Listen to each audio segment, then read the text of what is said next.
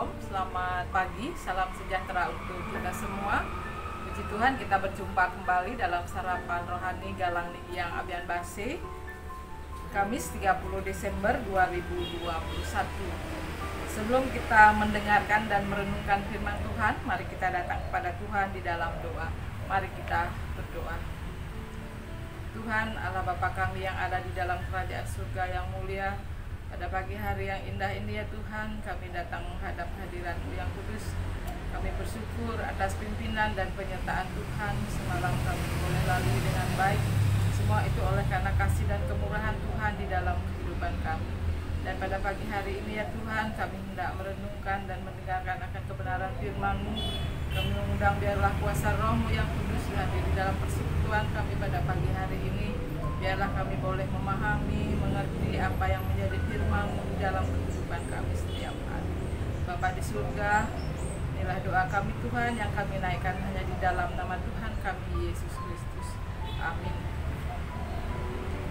Renungan firman Tuhan pada pagi hari ini terambil dari dua ayat firman Tuhan. Yang pertama dari Mazmur 74 ayat 16 yang demikian firman-Nya. Punyamulah siang, punyamu juga malam, Engkau yang menaruh benda penerang dan matahari.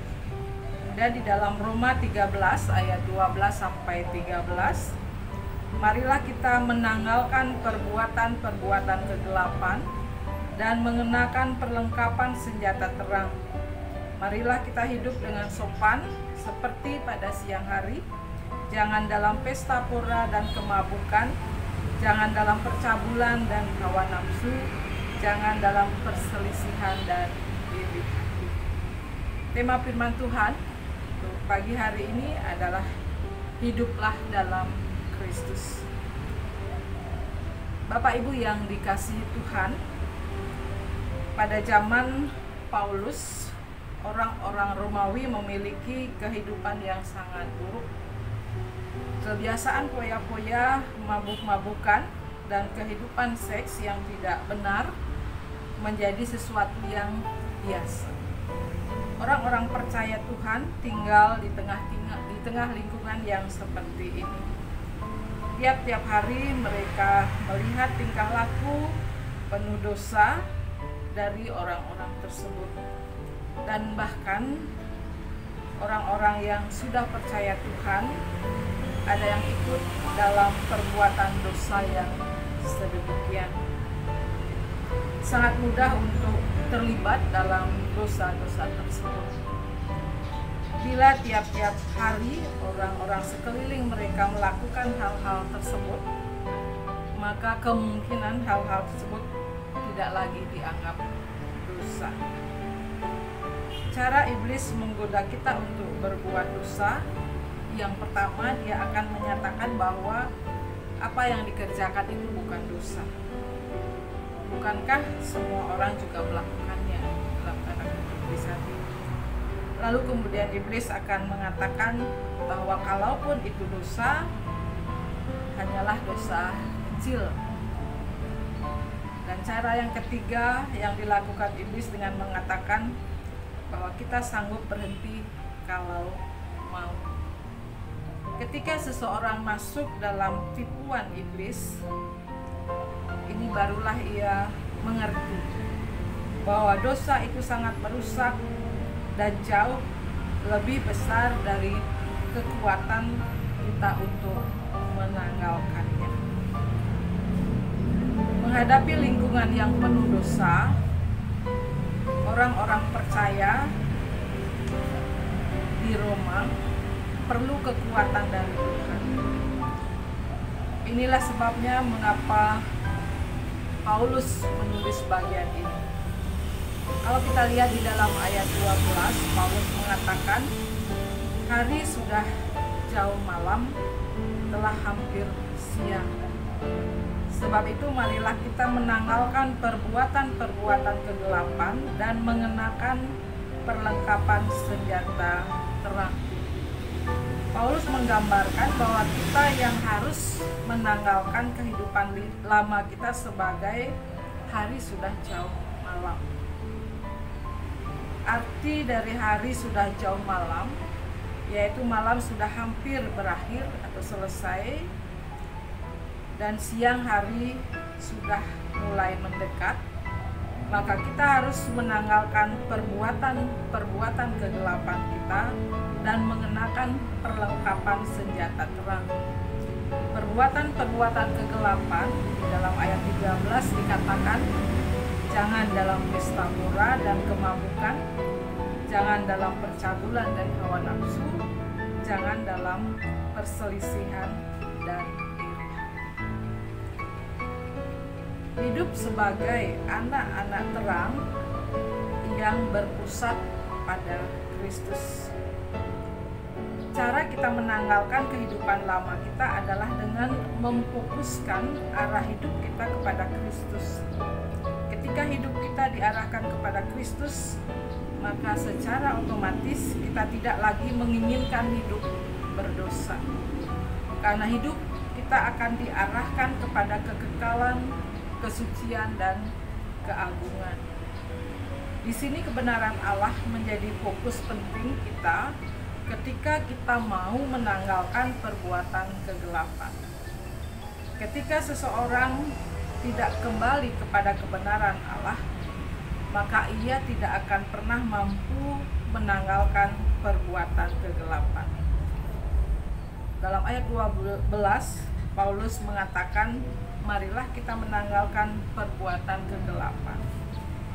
Dengan menjadi milik Kristus, kita akan meninggalkan semua jenis kecemaran ini, seperti seorang yang melepaskan pakaian. Tetapi Paulus mengatakan, setelah melepaskan pakaian kecemaran, kita harus memakai pakaian terang.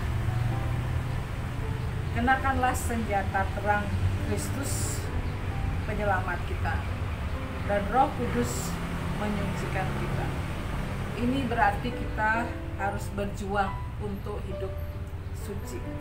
Alkitab mengatakan bahwa iblis mengaum-ngaum seperti singa dan mencari orang-orang yang dapat ditelannya. Jika kita tidak waspada terhadap dosa, akan membuat kita mudah ditelan oleh iblis. Dan ayat 13 mengajak kita semua untuk hidup dengan sopan. Hidup dengan sopan yaitu melakukan perbuatan-perbuatan yang tidak memalukan, seperti pesta pora hingga mabuk, sehingga tanpa sadar kata-kata yang kita ucapkan atau tindakan yang kita lakukan akan menjadi hal yang memalukan. Hidup dengan sopan berarti kita tidak hidup dalam percabulan dan hawa nafsu. Hidup dengan sopan berarti kita tidak hidup dalam perselisihan dan iri hati. Artinya perkataan yang kita keluarkan tidak memancing perselisihan, dan tindakan yang kita lakukan juga tidak didasari pada sikap iri kepada orang lain. Paulus menulis di dalam ayat ke-14, bila kita berada dalam Yesus Kristus, barulah kita dapat memiliki kekuatan untuk berperang. Perlengkapan senjata terang yang dimaksud Paulus adalah Kristus. Kristuslah yang menjadi kekuatan untuk menghancurkan kuasa iblis. Kita tidak mempunyai kemampuan apa-apa, tetapi Kristus sudah menang. Dan karena itu kita memiliki kekuatan di dalam Dia. Berada di dalam Kristus merupakan kekuatan bagi kita untuk berperang melawan dosa. Berada di dalam Kristus berarti juga kita meneladani cara hidup Kristus yang membenci dosa. Kita meneladani Dia yang taat kepada Allah. Kita meneladani Yesus yang rela mati untuk menggenapi rencana Allah. Mengenakan Kristus adalah juga memiliki relasi dengan Bapa di surga, sama seperti Kristus memiliki relasi dengan Bapa di surga. Relasi kita yang intim dan penuh kasih dengan Bapa akan membuat kita membenci dosa. Amin. Bapak Ibu yang dikasihi Tuhan, mari kita mengamini firman Tuhan dengan kita datang kepada Tuhan di dalam doa. Mari kita berdoa. Bapa di surga, terima kasih atas firman-Mu yang boleh kami dengar pada pagi hari ini, yang mengingatkan kami dan mengajarkan bagaimana seharusnya kami hidup di dalam Kristus, sehingga kami dimampukan untuk menanggalkan perbuatan-perbuatan kegelapan, hidup dengan sopan seperti pada siang hari. Pada pagi hari ini Bapa, kami juga membawa dalam doa saudara-saudara kami yang ada dalam keadaan sakit, ada dalam pergumulan yang dihadapi. Ulurkanlah tangan pengasihan-Mu ya Tuhan, berikanlah kesembuhan, kekuatan, kesabaran. Ajarlah kami senantiasa bersyukur dalam segala keadaan, dan kami mengandalkan Tuhan di dalam kehidupan kami. Bapa di surga, pada pagi hari ini juga kami akan melakukan segala aktivitas dan pekerjaan kami. Biarlah Tuhan yang memimpin kami. Biarlah Tuhan yang senantiasa berada di depan kami. Dimanapun kami berada, dimanapun kami bekerja ya Tuhan, biarlah apa yang kami lakukan menjadi berkat bagi sesama kami. Dan itu semua untuk kemuliaan bagi nama Tuhan. Inilah doa kami Tuhan yang kami naikkan hanya di dalam nama Tuhan kami, Yesus Kristus. Amin. Bapak Ibu yang dikasihi Tuhan, demikianlah sarapan rohani untuk kita pada pagi hari ini. Selamat beraktivitas, Tuhan Yesus memberkati. Salam.